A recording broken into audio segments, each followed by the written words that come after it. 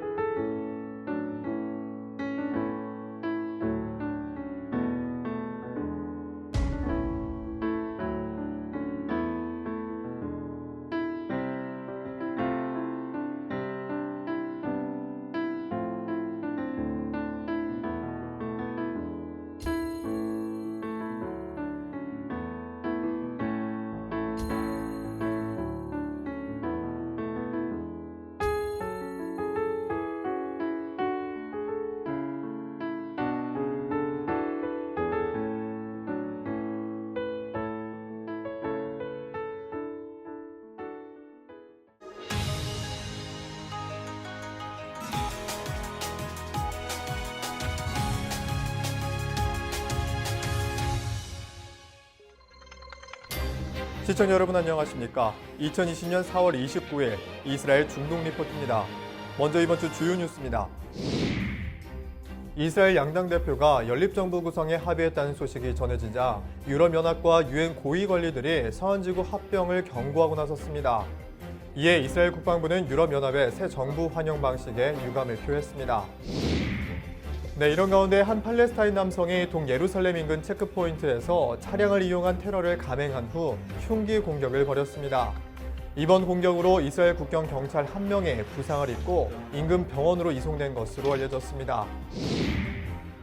네, 코로나19 확산 추세가 진정세로 접어들자 이스라엘 하늘길이 곧 열릴 것이라고 현지 언론들이 보도했습니다. 실제로 델타 항공과 영국 브리티시 에어 등이 오는 5월부터 이스라엘행 항공편 운항을 재개할 것이라고 밝혔습니다. 이스라엘 중동 리포트 지금 시작합니다.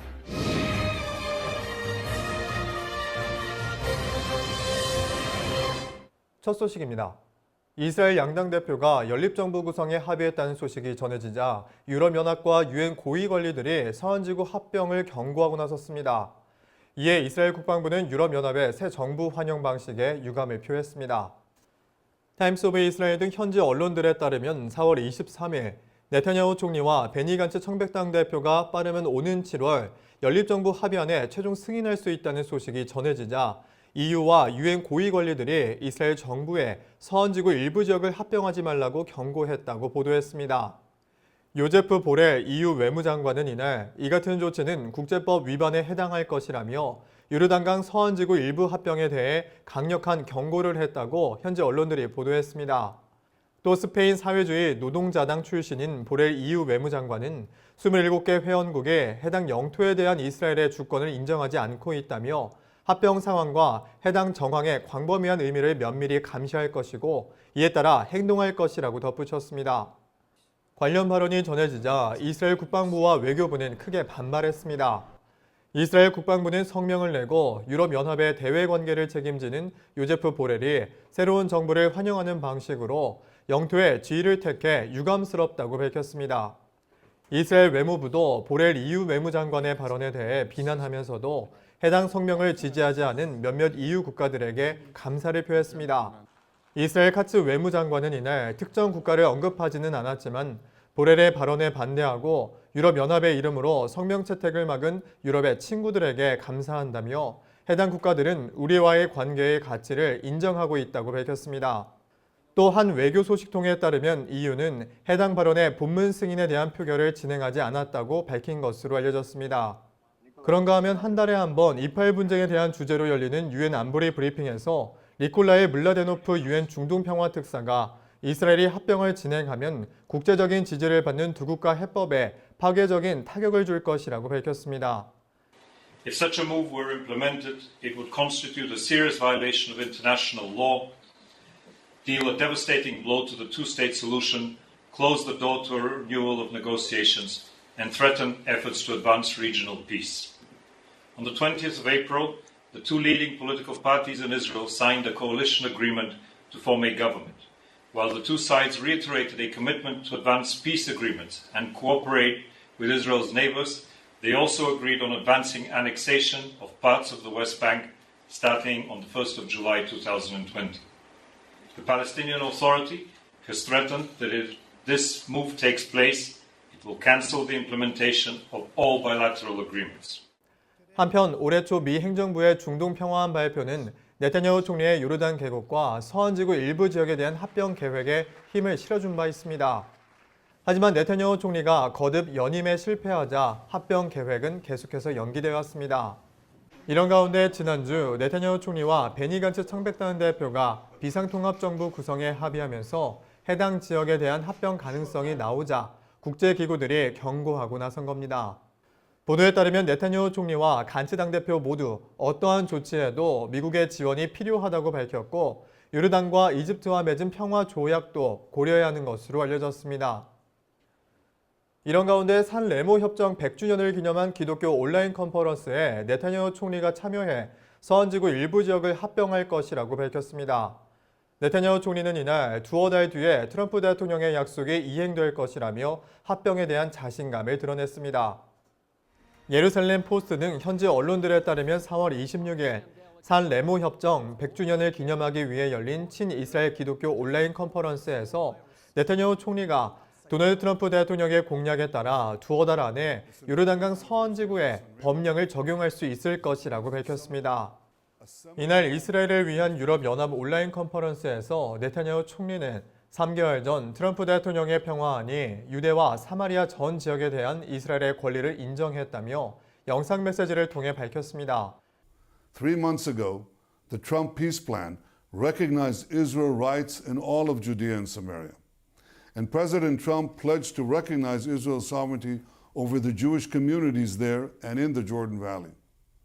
A couple of months from now, I'm confident that that pledge will be honored, that we will be able to celebrate another historic moment in the history of Zionism.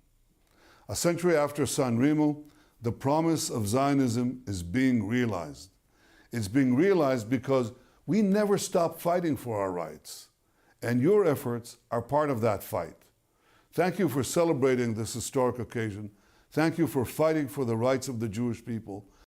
또 지난주 체결된 리쿠드당과 청백당의 연정 합의서에 따르면 빠르면 오는 7월 1일 내각이나 크네셋에서 합병을 표결에 붙일 수 있는 것으로 알려졌습니다. 이스라엘 새 정부의 합병 의지와 관련한 소식이 전해지자 마이크 폼페이오 미 국무부 장관은 미국이 간섭할 일이 아니라고 밝히면서 합병에 대해 한 발 물러났습니다.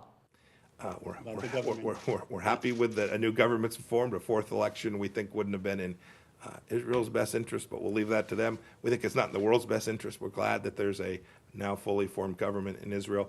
As for the annexation of the West Bank, the Israelis will ultimately make those decisions. That's an Israeli decision, and we will work closely with them to share with them our views of this in a private setting. 일각에서는 오는 11월에 열리는 미국 대선을 앞두고 공화당이 대선과 상원 모두 패할 수 있다는 우려가 나와 미 행정부가 합병과 같은 광범위한 움직임에 주저할 수 있다는 관측도 나왔습니다. 이에 대해 팔레스타인 측과 요르단 정부는 최근 몇 주 동안 합병 시도를 비난하기 위해 국제사회의 로비를 통해 외교적인 맹공을 퍼부었다고 현지 언론들이 보도했습니다.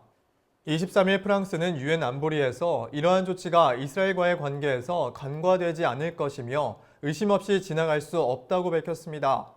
한편 1차 세계대전 동맹국들은 산 레모 협정을 통해 1차 세계대전 당시에 패전국인 독일 편을 들었던 오스만 제국 일부 영토에 대한 분할에 합의했습니다. 또 1차 세계대전 중이었던 1917년 당시에 영국 외무장관이었던 벨푸어가 팔레스타인 지역에 유대인 민족국가를 설립한다는 내용의 벨푸어 선언을 1920년 산 레모 회의에서 영국의 공식 정책으로 채택해 시오니즘의 근간이 된 바 있습니다. 네, 이런 가운데 한 팔레스타인 남성이 동예루살렘 인근 체크포인트에서 차량을 이용한 테러를 감행한 후 흉기 공격을 벌였습니다. 이번 공격으로 이스라엘 국경 경찰 1명이 부상을 입고 인근 병원으로 이송된 것으로 알려졌습니다. 주이시 크로니클 등 현지 언론들에 따르면 4월 22일 한 팔레스타인 남성이 이스라엘 체크포인트로 차를 몰고 가 차량 공격을 시도한 후 이스라엘 경찰에 흉기 공격을 가했다고 보도했습니다. 보도에 따르면 해당 남성은 이날 오전 아부디스 인근 키오스크 체크포인트로 흰색 밴을 몰고 가 차량 공격을 벌였고 해당 20대 남성은 서원지구 S 사와흐라 출신인 것으로 알려졌습니다. 공개된 CCTV를 살펴보면 키오스크 체크포인트로 정상적으로 들어오던 차량이 갑자기 방향을 틀어 연석 위에 서 있던 이스라엘 경찰을 향해 돌진합니다. 이후 해당 팔레스타인 남성은 차에서 나와 쓰러진 이스라엘 경찰에 흉기를 휘두르며 따라갑니다. 보도에 따르면 이날 오전 공격을 벌인 팔레스타인 남성은 이스라엘 경찰이 쏜 총에 현장에서 사망한 것으로 알려졌습니다. 또 하레츠에 따르면 이후 이스라엘군이 해당 남성의 집을 수색하기 위해 S 사와르아 마을에 진입했고 현장에서 파이프 폭탄이 발견돼 폭발물 처리반이 출동했다고 보도했습니다. 응급 의료기관 마겐 다비드 아돔은 이날 공격을 받은 이스라엘 경찰을 현장에서 응급치료를 했고 이후 예루살렘 샤알의 제댁 의료센터로 이송됐다고 현지 언론에 전했습니다. 네타냐후 총리는 사건 소식이 전해지자 성명을 통해 모든 이스라엘인들을 대표해서 부상을 당한 해당 경찰에게 빠른 회복을 기원하며 테러범을 신속하게 무력화시킨 군을 칭찬한다고 밝혔습니다. 이스라엘 내 코로나19 확진자 증가 추세가 꺾이고 있는 분위기입니다. 하지만 이스라엘 보건부의 혼란스러운 의사결정으로 인해 비난이 거세지자 리츠만 보건부 장관이 사임 의사를 밝혔습니다. 타임스 오브 이스라엘 등 현지 언론들에 따르면 4월 26일 이스라엘 내 코로나19 확진자 수가 15,443명으로 집계됐고 이날 이후 하루 동안만 145명의 확진자가 발생했다며 이는 3월 20일 이후 가장 낮은 수치라고 보도했습니다. 이스라엘 보건부에 따르면 이스라엘은 100만 명당 사망자 23명을 기록했으며 세계 평균이 26명보다 조금 낮은 수치인 것으로 알려졌습니다. 보건부는 26일 기준 11살 소녀 1명을 포함해 133명이 심각한 상태이며 99명이 인공호흡기를 착용한 채 치료를 받고 있다고 밝혔습니다. 또 정부의 상업활동에 대한 규제 완화로 대부분의 상점이 25일을 기해 영업을 재개할 수 있는 것으로 알려졌습니다. כי ידעתי שהן יהיו ממוגנות, ואני והממוגנת, ולא. לא מופתעת. רגשות מעורבים לפתוח אחרי חודש וחצי. עדיין כולנו אפופי קורונה וחששות ופחדים, אבל עדיין יש פה עובדות, יש מחויבות ללקוחות, לעובדים. אושר, אי אפשר לראות את החיוך שלי, אני אחשוף את החיוך. אושר מטורף. 하지만 영업재개 승인에도 불구하고 수백 개 대기업들이 문을 닫고 최근 정부의 규제에 대해 항의했으며 일련의 보상을 요구했다고 현지 언론들이 보도했습니다. 또 최근 보건부의 혼란스러운 의사결정 과정으로 인해 비난이 확산되자 26일 야코브 리츠만 보건부 장관은 네타냐후 총리가 새로운 정부를 구성함에 따라 보건부 장관직을 사임한다고 밝혔습니다. 한편 지난 20일 네타냐후 총리와 베니 간츠 청백당 대표는 코로나19 확산에 대처하기 위해 비상연립정부 구성에 합의했습니다. 이로써 네타냐후 총리는 5선에 성공하게 됐고 앞으로 순환정부에서 먼저 18개월간의 총리직을 수행하게 됩니다. 이런 가운데 26일 이스라엘 노동당 중앙위원회가 통합연립정부에 참여할 것인지에 대한 표결에서 64.2%가 연정 참여에 찬성표를 던졌다고 현지 언론들이 보도했습니다. 이에 대해 페레츠 노동당 대표는 지지해주신 모든 위원들과 반대해주신 모든 분들께 감사드린다며 오늘 밤 우리는 정부의 의제와 경제 정책을 민주사회주의로 바꾸라는 당원들의 지지를 얻었다고 밝혔습니다. 이로써 노동당은 그간 기소된 총리 밑에서 절대 일하지 않겠다는 거듭된 선거 공약을 뒤집게 됐다고 현지 언론들이 보도했습니다. 노동당의 연정 참여 결정에 대해 청백당은 감사를 표했고 노동당보다 좌파 성향이 강한 메르츠당은 역사상 가장 비대하고 부패한 정부의 일자리를 받기 위한 것이라며 노동당을 비난했습니다. 잔드버그 메르츠 당 의원도 페레츠와 슈물리가 노동의 가치를 팔았다며 장관직을 받기 위해 당을 강탈한 한 쌍의 기회주의자로 역사에 기록될 것이라고 비난했습니다. 한때 좌파 정당들은 30년 동안 이스라엘 정치를 지배했지만 근래 들어 120석 중에 3석으로 떨어지면서 우파 리쿠드당 우파 연정에 그 자리를 내준 바 있습니다. 코로나19 확산 추세가 진정세로 접어들자 이스라엘 하늘길이 곧 열릴 것이라고 현지 언론들이 보도했습니다. 실제로 델타항공과 영국 브리티시 에어 등이 오는 5월부터 이스라엘행 항공편 운항을 재개할 것이라고 밝혔습니다. 타임스 오브 이스라엘 등 현지 언론들에 따르면 4월 27일 미국 항공사 델타항공과 저가 항공사 위즈에어가 코로나19 진정세로 여행객들이 증가하자 다음 달 초 이스라엘행 항공편을 재개할 계획이라고 보도했습니다. 보도에 따르면 델타항공은 자사 웹사이트를 통해 5월 10일부터 다시 운항이 재개될 뉴욕 텔아비브 노선의 항공편을 예약받고 있다고 밝혔습니다. 델타항공은 지난 3월 중순 이스라엘 정부가 코로나19 감염 가능성이 있는 관광객에 대한 입국 금지 조치를 내린 이후 이스라엘행 항공편을 모두 중단한 바 있습니다. 또 헝가리에 기반한 저가항공인 위즈에어도 5월 3일 런던 텔아비브 노선 운행을 재개할 예정이라고 현지 언론들이 보도했습니다. 위즈에어에 따르면 해당 노선을 일주일에 3번 왕복을 시작으로 활성화 방안을 밝혔고 비엔나 텔아비브 노선도 5월 17일부터 예약이 가능하다고 밝혔습니다. 또 오웬 존스 위즈에어 영국 전무는 해당 조치에 대해 우리가 시행할 보호 조치는 가장 위생적 상태를 보장할 것이라고 현지 언론에 전했습니다. 영국의 브리티시 에어웨이즈도 5월 1일 런던 히드로 텔아비브 항공편을 재개할 예정이며 에어 캐나다도 5월과 6월 텔아비브, 토론토, 몬트리올 항공편을 재가동할 예정인 것으로 알려졌습니다. 이스라엘 국영항공사인 LR도 현지 시간 26일 이번 주말 런던, 프랑스 파리, 마이애미를 왕복하는 일회성 항공편을 준비하고 있지만 일반 항공편은 5월 9일 이후에 재개될 것이라고 밝혔습니다. 그러나 보도에 따르면 항공편이 재개되더라도 이스라엘에 도착한 모든 입국자들은 이스라엘 정부가 통제하는 검역시설에 14일간 격리에 들어가야 하는 것으로 알려졌습니다. 한편 23일 코로나19 양성 반응을 보인 한 초정통파 정착촌 감독관이 뉴욕에서 출발한 텔아비브행 비행기에 탑승해 함께 타고 있던 승객들도 감염 우려가 나오고 있다고 현지 언론들이 보도했습니다. 보도에 따르면 해당 남성은 격리시설로 이송됐고 이스라엘 보건부는 해당 남성을 상대로 고소할 예정인 것으로 알려졌습니다.